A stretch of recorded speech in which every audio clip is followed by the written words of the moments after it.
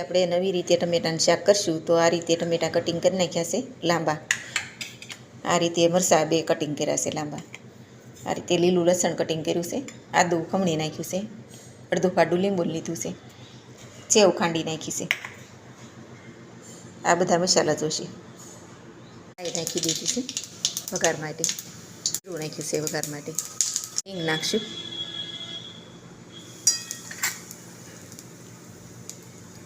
લીલું લસણ નાખશું.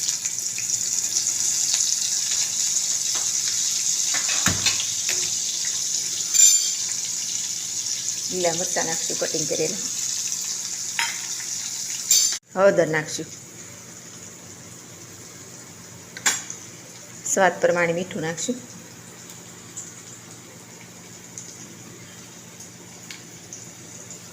એટલે ટમેટા નાખશું. હવે હલાઈ નાખશું, મિક્સ કરશું.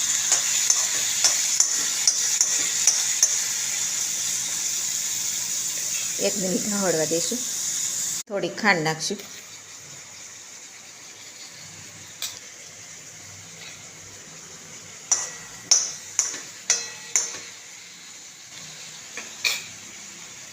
બે મિનિટ હળવા દઈશું. ધીમે ગેસે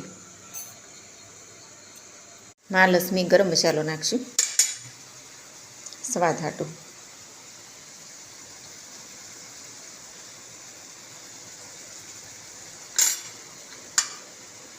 લાલ મરચું નાખશું.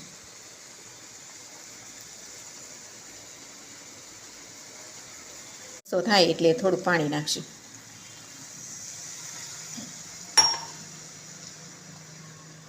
સેવનો ભૂકો નાખી દઈશું.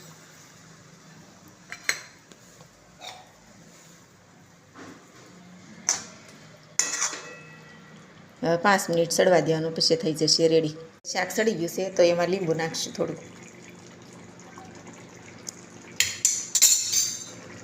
લીલું લસણ નાખશું. ધાણા એડ કરશું.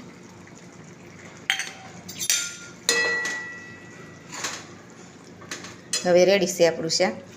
ટમેટાનું શાક રોટલી સાથે સર્વ કરી વાળ્યું છે.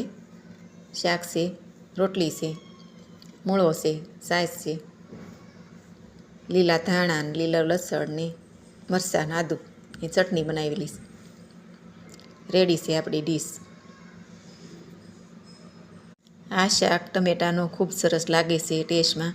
તમે પણ એકવાર જરૂર બનાવજો. મારો વિડીયો ગમ્યો હોય તો લાઈક કરજો, શેર કરજો, સબસ્ક્રાઈબ કરજો અને કોમેન્ટ કરજો.